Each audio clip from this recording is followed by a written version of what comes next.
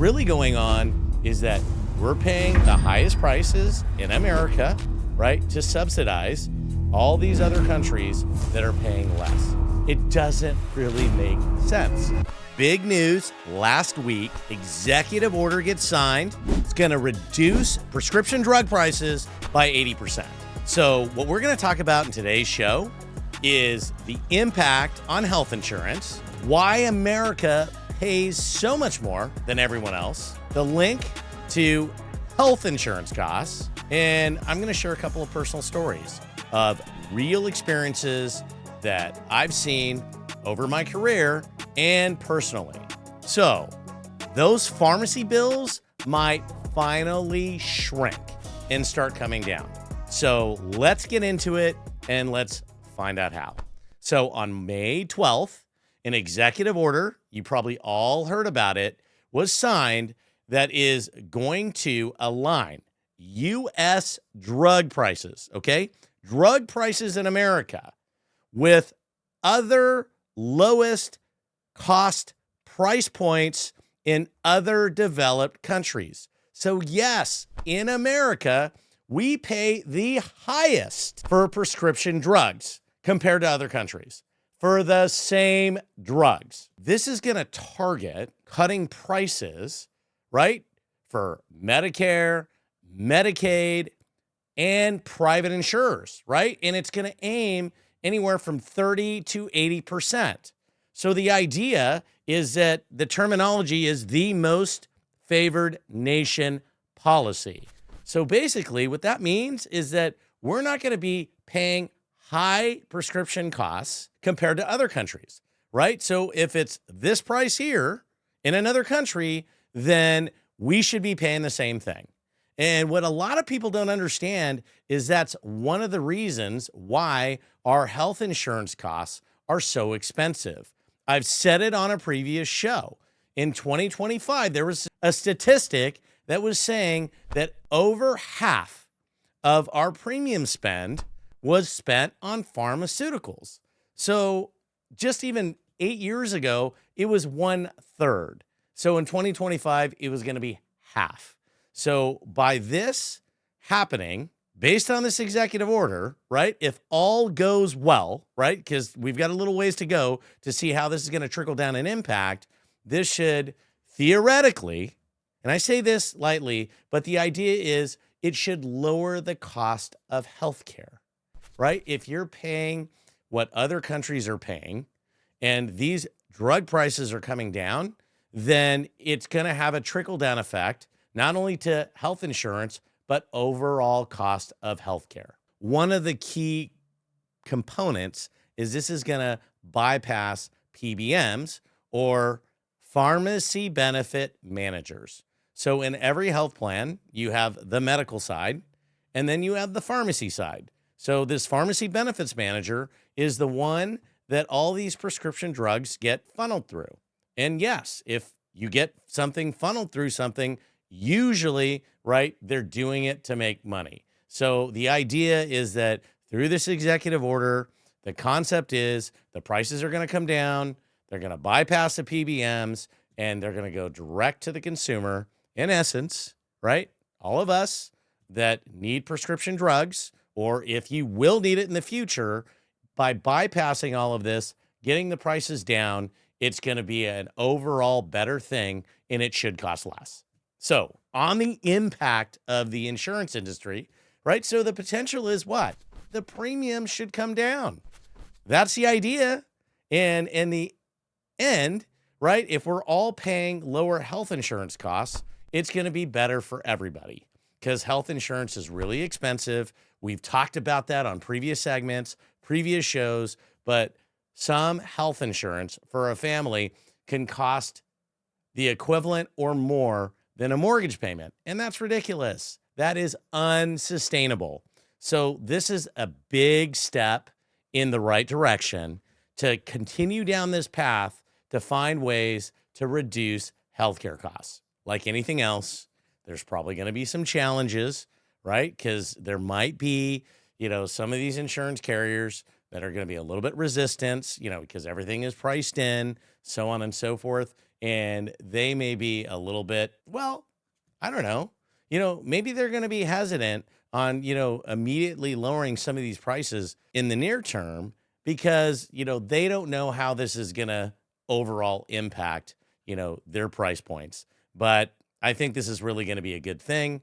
And ultimately, yes, there might be a fight in the beginning, but water needs to find its level. There is no way that we can keep on this path of year after year increases, 8 to 12%, right? And expect that people are going to be able to afford health insurance.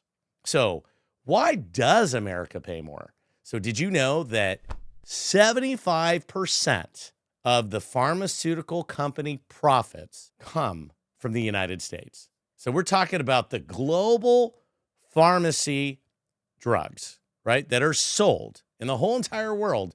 75% of it comes from the United States. 75% of the profit, even though we make up less than 5% of the world's population. 75% of the profit, even though we make up less than 5% of the world's population. So in other countries, let me give an example, okay? Say it's either Great Britain, it's Australia, a lot of countries in Europe, right? They're capping the price of these drugs because they understand that these drugs are very expensive and they don't want their citizens having to pay high costs, which puts a huge strain, right, on their medical systems. So it doesn't make any sense, but I'll give you an example. So in Australia, there is a breast cancer drug, right? Costs $16,000. In the United States, in Australia, it costs $2,600. 16,000, 2,600, right? Think of that big gap. So what's really going on is that we're paying the highest prices in America, right, to subsidize all these other countries that are paying less. It doesn't really make sense. It's unsustainable. You can't continue to be the rich uncle, right, and pay for everything and then expect that costs are going to continue to stabilize because we all know that they're continuing to go up. So just to give you a statistic, on average in America, the insurance is covering about $1,126 per year per person. In Britain, it's $200 when it comes to prescription drugs. So huge differential, huge imbalance, and it's just unsustainable. It's absolutely unsustainable. So this is a step in the right direction, right? We have to figure out how to fix this problem because there are people who need these prescription drugs to live. Or if they're diagnosed with a chronic illness or they need something that is going to continue to keep them alive, they need to have access to affordable drugs. It's just the right thing to do. So if prices drop, I guess the question is, how long is it going to take for us to see insurance premiums come down? Well, we're going to find out. So let me give you an example. A couple of things. First example I wanted to talk about is my dad. As you know, if you've tuned into a previous show, he was diagnosed with early onset Alzheimer's, but he has other health issues too. So during this whole process, he ended up getting a blood clot. And this was the second blood clot that he had in his life. The first one was 27 years ago. He fell off a ladder. He got a blood clot in his leg. They put him on blood thinners. And 6 months later, after everything, had run its course, they were able to take him off of it. But the rule is, if it happens a second time, then you're on this blood thinner for life. So he has good insurance. He worked for the government. So he has Medicare and he has his supplement, through the government and their plan. And overall, I think what was very interesting to this was that, we had a variety of medications that he has to get, right? So he has stuff for diabetes, high blood pressure, cholesterol, so on and so forth. But his monthly bill was $240 for his prescription medications. Out of that 240, one drug was over $200. So the rest of all those myriad of drugs that he has to take, the prescription drugs that he has to take, one of them was over $200. It's crazy. He's on a fixed income. He's on a pension, right? He gets some Social Security. He has bills to pay, but $200 a month, I mean, that he has to take for the rest of his life. It's an expense that he's going to have to deal with. But what's crazy about this, and I wonder, and I haven't personally looked this up, but in a different country, based on the information that we're getting, this could theoretically be 80% cheaper. So how does that even make sense? You know, he's paid into the system. He's got his pension. He's got Alzheimer's. But in this particular case, he's got one drug that he needs, right? Because that's what happens when you get older and you need this on a monthly basis, and it's going to cost $200 a month going forward for the rest of his life. So yes, it would be amazing if he was able to reduce that cost even by half. It would make things a lot easier for him and others, right? In that same predicament that are in this situation where they're elderly and they have maintenance medication that they have to take, and it's expensive, like everything else is expensive.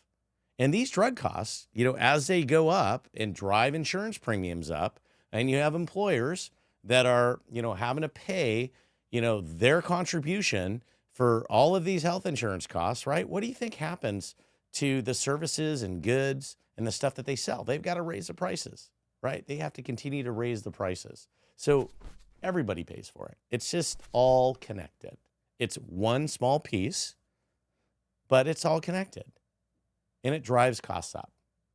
The second story was, I want to talk about this whole scenario and that example that I gave before about breast cancer drug and Australia paying a fraction of the cost.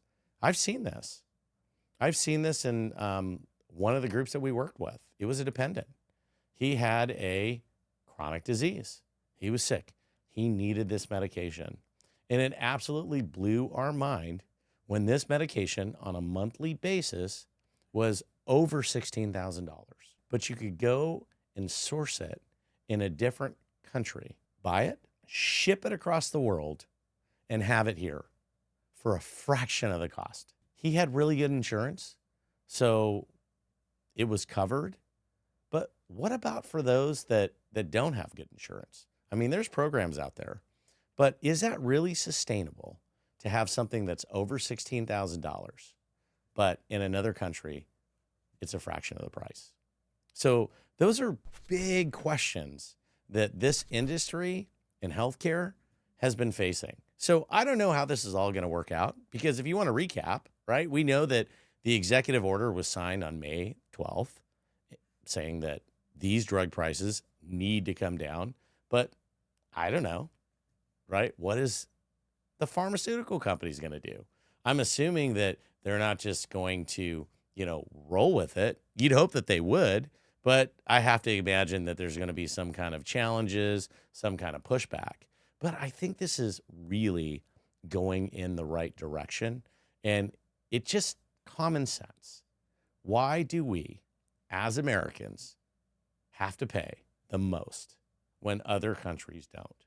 When all of these drugs are being developed here, right? And you would think that it would be more balanced for us to have access to these drugs that are developed here and not be responsible for 75% of these drug companies' profits. Pharmaceuticals are expensive.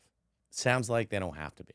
So I'm looking forward to seeing what this does, how this gets implemented, and yes, hoping that it filters down quickly when it comes to health insurance costs or people that are retired so they have access to more affordable medication. So I would love to hear your thoughts on this. So leave a comment, start a conversation. I want people to talk about this. I think it's important for us to really just start now that we know it, right? I mean, this is something that I've understood for a long period of time. I just thought that nobody was ever going to do anything about it. But now we have this executive order. So let's see what happens. But get on the comments, put something out there, share a story, share an example. You don't have to like use names or personal information. Just go out there and just talk about an experience. I think it'd be great to hear what people have to say. Next week, we're going to dive into weight loss medications, otherwise known as GLP-1s, right? And we're going to specifically talk about Ozempic as it comes and as it relates, even though it was designed for diabetes, how so many people are using it for weight loss. Let's really get into it because there's so much more to this than people just having this miracle drug that supposedly makes you lose a lot of weight. So tune in next week. If you know somebody who would find value in this episode, share it with them. I always encourage you to subscribe. If you have a minute, rate the show. And as I said, leave a comment, write a review. Really appreciate that. You can find us on YouTube at Hey Charles Biz.